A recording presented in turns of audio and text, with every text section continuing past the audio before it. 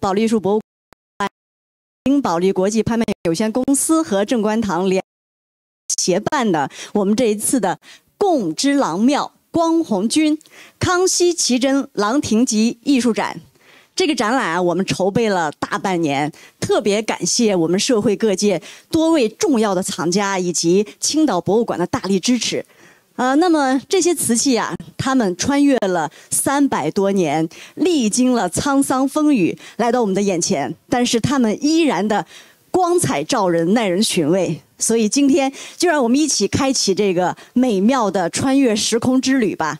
当然，我是今天的开幕式主持人保利拍卖师唐花玲，非常高兴看到我们的新老藏家朋友欢聚一堂。那么我们的开幕式很简短，大约在1刻钟之后，将由我们的专家、我们的同事带领大家一起导览我们100余件的康熙郎窑瓷器。今天我们非常高兴地邀请到了几位重量级的嘉宾，他们是著名的演员、收藏家、鉴赏家、艺术家王刚老师。王刚老师，好。我们今天展览的策展人、正观堂的主人以及鉴赏家、学者梁晓欣老师，欢迎您。对，包括以及我们的诸位藏家朋友、我们的同事们都辛苦了。首先我们非常高兴地邀请王刚老师上台给我们这次展览致辞。王老师来，您请。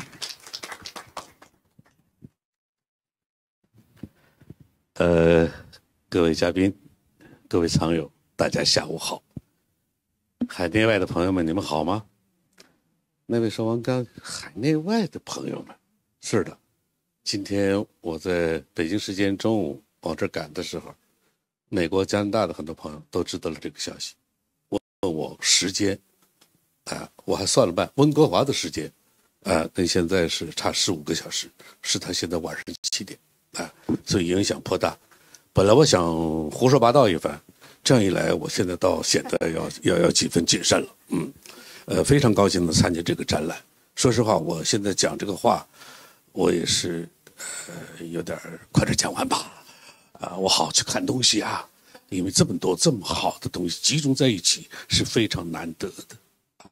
尽管保利艺术馆，我大概自它成立开始，我就经常来这儿来看，每次都收获颇丰。今天更是难得，而且。刚才那个策展人，这个小新先生，那个一周先生都王老师，这你原来不有？我说是啊，这不怎么当时就没脑子就出去了这个东西。我要知道你有这么个展览，我是不是也拿来让我的宝贝儿让在这儿跟大家展一展，看一看啊？我相信我们拟人的话，他们心里一定会非常高兴的，一定在某个角落了在骂我主人呐，你当时为什么就把我放走了？真的是很什么。而且呢，又一想，不对，我还有几件，因为刚才听这个梁晓欣先生一介绍，因为我们一说郎窑呢，有个老话说，要想穷烧郎红叫郎红特别难烧。那么今天呢，刚才我看这些，一介绍。感情不仅是红釉瓷好多也是郎窑的呀。那我心里挺高兴，原来我这还有几件等下次办展的时候，我一定贡献出来。再者，我想说什么呢？我想说保利我跟保利的缘分挺有意思的。一个是保利有文化公司，就是在上面。那么我过去主持一些活动也好，或者演出，比如说从17年开始到现在，天哪，6年了快。演这个话剧《断金》，就是我跟张国立、张铁林我们3个人，就是保利，首场是在保利，然后整个全国巡演也是保利这个剧院系统的保利文化然后呢，保利拍卖我想喜欢收藏的朋友。没有不涉足这个企业的，是吧？我有个什么想法呢？就是说，保利是国企，无疑，大国企哦。你看这座楼，是不是还有，但是你时时刻刻在跟保利文化，比如说我们在跟演出的这方面的负责的朋友也是相当一级领导还有我们保利拍卖啊，比如今天魏总不姓魏啊，跟我是本家啊，但是大家就魏总啊，就是很亲切，就没有说啊国企的领导怎么没有这种感觉啊。还有一点就是说，我们常说我们干任何一行，像我涉足的专业也好，我的业余爱好也好，其实专业性很强的，是这样吧？啊，那么我们就要提到我们的敬业精神，我们的专业精神，还有我们的职业精神。我觉得这一点才真的不像我们惯常看到的一些所谓国企的那个工作人员的那个或者负责人的那个状态啊。你就拿这个展览策展，宜周啊，李宜周先生啊，他平时呢，你看着，寡言少语，接待人也不是说没有，也是高高的个子，声音很低沉，王老师，您看看这件啊，那天我就偶然的，这好久以前了，看的一篇文章，作者李宜周。我跟周德新感慨，我说我才知道你们头的文笔这么好啊，就是说这种敬业无疑是敬业的，是不是？专业还有职业。什么叫职业精神？说白了，咱是吃这碗饭的，就是这一点，是不是？那么谈到梁晓星先生，我就想到我们这行里分三类人，是不是？专家、行家、藏家啊。那这小星是什么家啊？这个界限已经很模糊了，很模糊了。你看刚一进来他给我介绍啊，这个因为这个一看瓷器又用宣的，哎呦，对，奔那儿去了。然后小新告诉我看那明琴图，哇，我才何大人头一回见到郎大人的真容，从那个画上啊，从青岛博物馆借来的，很棒啊，如数家珍般的跟我讲，他的文章我也读过啊，就说现在我们真的是很难区分，都已经打破了这种界限，这点是很难得的。老王召集看展览，就讲到这儿吧，谢谢大家。谢谢王老师，我们仿佛看了几分钟的话剧的感觉哈，哎呀，真好，真挚的，让我们轻松的。刚开始我还有点紧张，您讲完之后，我觉得非常放松，特别好，谢谢，真是太好了。那么下面我们有请到的是正观堂的主人，我们的策展人、知名学者、收藏家梁晓星老师。梁老师，来，您上台给我们讲讲。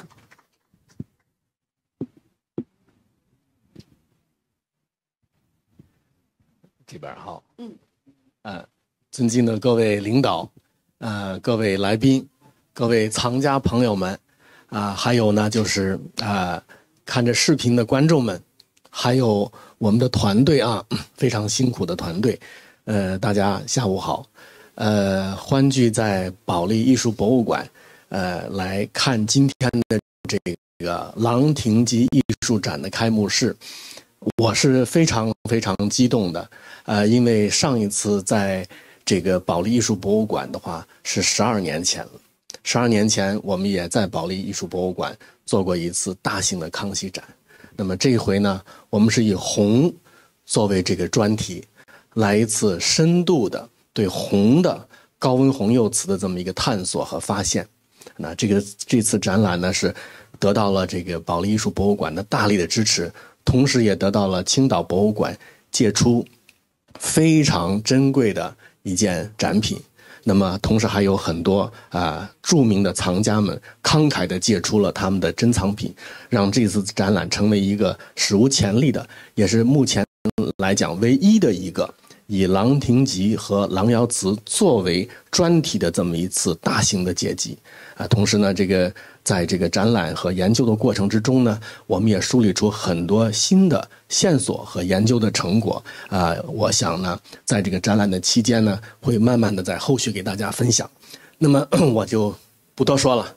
特别激动，因为这个100多件的展品呢已经是整装待发。那么我就再一次感谢这个主办方，提供了一次这么好的机会。那么我再借着这个今天的这个日子呢，向大家表示再次的感谢希望大家快来，我们来看这个红色大展。谢谢。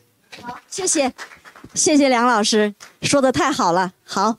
我们期待着您接下来给我们具体的分享一些精彩的这些作品。这个展览的意义在哪里？和这个展览的构想在哪里？一切都是围绕着神秘的郎窑瓷开始的。郎窑瓷其实是中国收藏界也好，和陶瓷史上也好，是一个谜。为什么呢？虽然这个郎窑瓷的声名在外，但实际上呢，它在正史里边呢是没有记载过的。它的名声是怎么传出来的？到底它的艺术价值在哪里？到底怎么鉴别这个郎窑瓷呢？其实都是一个很含糊的这么一个概念。这个展览构想呢是酝酿了很久。我们看看诞生于康熙盛世的郎窑瓷，其实它是康熙晚期出现的，是中国鉴赏史上的一段神秘的传说。它背后的主人呢？郎廷吉，他是一位位高权重的封疆大吏他也是唯一一个能把私人的堂号跟皇帝的年号并写在瓷器上的这么一个传奇的这么一位人物。所以说，郎窑瓷的这个名气是非常非常响的。那么，虽然他已经在这个收藏界和拍卖界这么出名，尤其是在晚清民国时候呢，这个名声是更大。国外的这些收藏家都对郎窑红的瓷器是十分迷恋的，但是关于郎窑的记载、对郎窑的鉴别和对郎窑的这种认识的话，一直其实都含混不清，就是因为郎窑一直在这个历史的正史里面呢是没有记载过的，所以说呢，我们这个展览就是想通过展品和学术的研究，把郎窑瓷。最重要的是，郎窑瓷背后的主人郎廷吉，把它推出来，介绍给大家认识。那么以人来集瓷，通过对人的了解，我们从这个角度来看一看郎窑瓷的真面目是什么。所以说呢，这个展览的构想呢，是跟以前做过的郎窑瓷的研究也好，或者是一些小型的展览也好，是完全不同。因为不光是规模，它是从学术的高度上和学术的深度上，还有展品的规模上都是前所未有的所以呢，这个展览是非常有深意的我欢迎大家前来观赏那我们就第一步先来看一看郎廷吉这个人。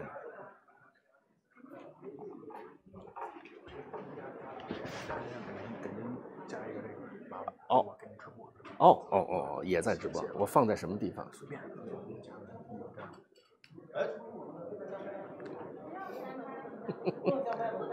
不能加抱歉，不能加了。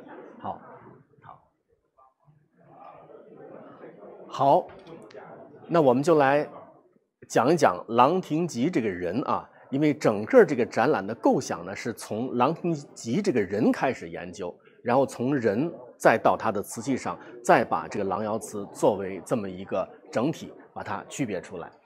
其实郎窑瓷，它的名声是怎么在收藏圈里流传开来的呢？跟这首诗有关系。写诗的人叫做徐锦斋，那他是郎廷吉的同时期的人，他也是郎廷吉的好朋友。那么他们之间有很多往来。他写过这首诗呢，就成为了郎窑瓷唯一的一个，也是说最早的、最原始的一首资料，描述了郎廷吉这个人，还有郎廷吉的瓷器。那么其实我们这个展览的名字叫做共知郎庙光弘宇，其实就是来自于这首诗。这首诗里面把郎窑瓷的这个来龙去脉也做了一个简单的描述，所以这首诗是非常重要的。对于切入研究郎廷吉和郎窑瓷来讲的话，它有非常重要的价值。那么，除此以外呢，我们也从青岛博物馆借到了这一张非常重要的手卷啊。这个手卷叫做《明情情意图》啊。这个手卷是由一位画家叫做吕学画的，他画的就是郎廷吉本人。大家看一看这个手卷的中间啊，就是郎廷吉本人，他醉卧在这个山水泉水之间啊，非常的逍遥，非常的意态自若，把他整个人的精神状态和他的这个精神追求完全体现在这个手卷上。除了这个手卷有郎廷吉本人的小画像以外呢，最重要的还是有一段非常长的跋，大家来看一看。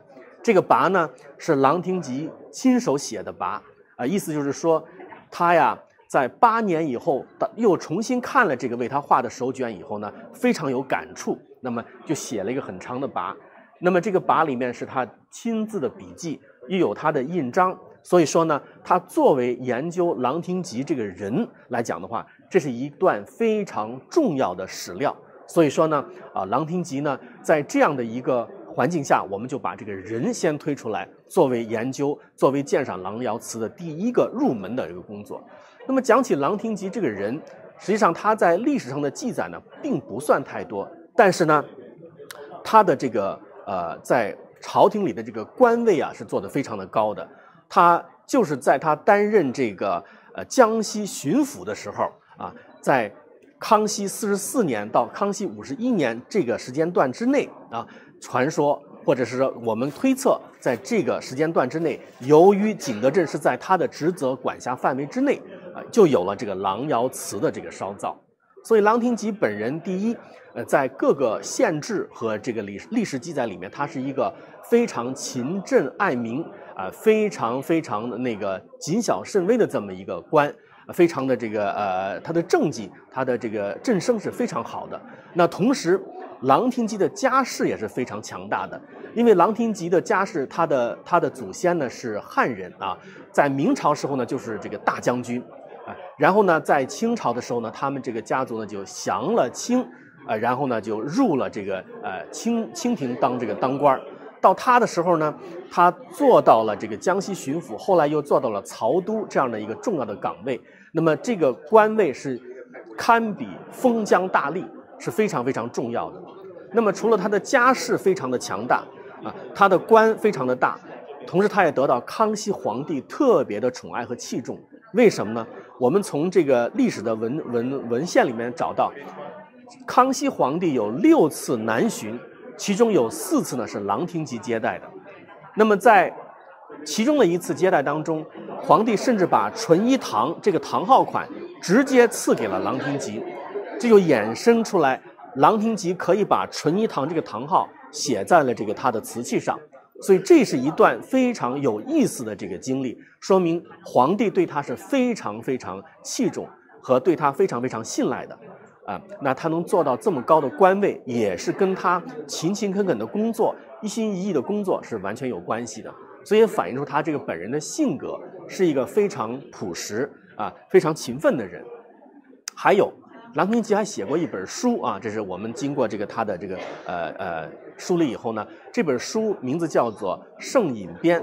这本书是在他山东当官的时候，看到当地这个饮酒成风，他于是呢就编了这么一本书，把中国的酒文化在这本书里面淋漓尽致的写了出来。那么这本书如果大家有机会的话，可以去网上搜一下，叫做郎廷吉的《圣饮编》里边引经据典，非常的这个厉害。他这个人的这个文学功底，他的这个艺术功底，还有他的写作功底，完全表露出来，他是一个非常深厚的有艺术修养的这么一个人与此同时呢他在文艺方面，他更是一个艺术达人通过他的朋友间的这些像这首诗的主人呢，他们之间的这个来往和应答，发现他跟他同时期的一些非常著名的画家们都有来往。所以你看，这位吕学给他画了这么漂亮的、这么重要的一个手卷。那同时，他也是一个非常喜欢收藏的人。大家看这2页呢，旁边这2页呢是上海博物馆藏的郎廷吉收藏过的手卷这个手卷上呢，这个册页上面有郎廷吉这么长的跋。我们也把这个资料呢拿来作为这一次展览的其中的一个研究的材料。上面有郎廷吉亲笔写的跋以外呢，大家看到上面写的纯一堂那么还有它的各种各样的这个印章，所以这个材料也是非常重要的，去了解、去认识郎廷吉这个人啊，一些非常重要的这些材料。所以说，我们这回的展览通过大量的瓷器展出以外呢，也结合了史料的梳理，也结合了这些书画的配合。所以说，它是一个多方位、多层次的去了解郎廷吉和郎窑瓷的这么一次特殊的展览啊。所以郎廷吉的介绍就到这里，因为它的这个在史籍上的记载并不是很多，但是呢，通过我们这些梳理以后呢，我们可以把这个人还原出来。他是一个非常有政治抱负、有政治理想，同时一个非常有能力，得到了皇帝的器重和重视的这么一个大官儿。在此同时，他也是一个喜欢收藏，同时有很高很深厚的艺术修养这样的一位艺术达人，他就跟我们的瓷器就有了联系。那么我们来看看进入我们今天这个展览的分5个章节啊，我们把这个展览分成了5个章节。我们先来看看第1个章节。